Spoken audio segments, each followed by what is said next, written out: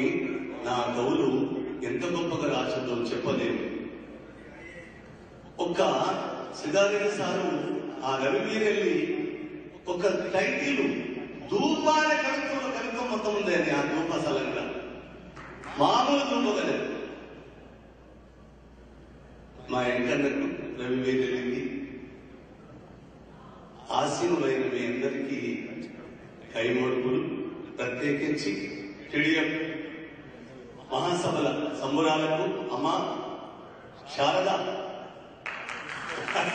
వాగ్దేవి, నిజంగా నీ పాత్ర అమోఘమైందమ్మా. కల్పించని పాత్ర. ఆ రీతిగా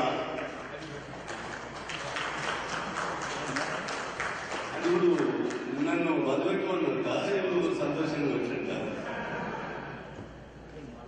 ఆ రీతిగా అట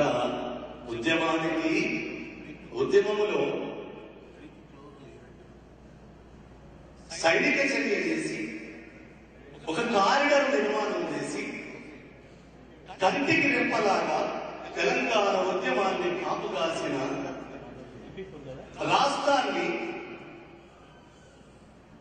రాష్ట్ర సిద్ధించే నేపథ్యాన్ని కలిగించి మనకు అధికారాన్ని భిక్షపెట్టిన పాట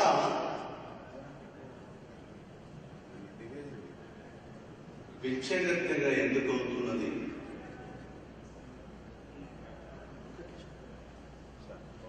రాష్ట్రం వచ్చిన తర్వాత పాట స్థితి భిక్షగత్తె స్థితికి ఎందుకు వస్తుంది? రెండేళ్ల పాలనలో ఆ పాటకు కట్టిన పట్టం ఎలాంటిది? కోట్లాది మంది కంఠసీమలలో నిక్షిప్తం చేసుకొని ఒక మహోన్నత జాతి గీతాలతో జాతి గీతంగా వర్తిల్లిన జయజయ తెలంగాణ పాఠ్యాంశంలో ఎందుకు లేకుండా అవమానానికి గురైంది? నా పాట కోసం మాట్లాడలేదు, నా కోసం మాట్లాడతలేను. నిప్పులు జరిగే తుపాకీ ఒప్పాల గుప్పిట పట్టి నలిపేస్తాం, నెత్తులు చిందే దారుల్లోన విత్తనాలమై మొలకేస్తాం.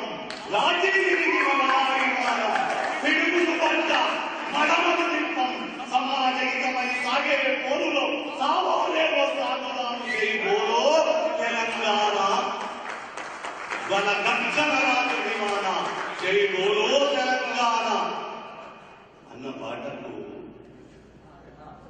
ఎందుకు పట్టింపులోకి రాలేదు?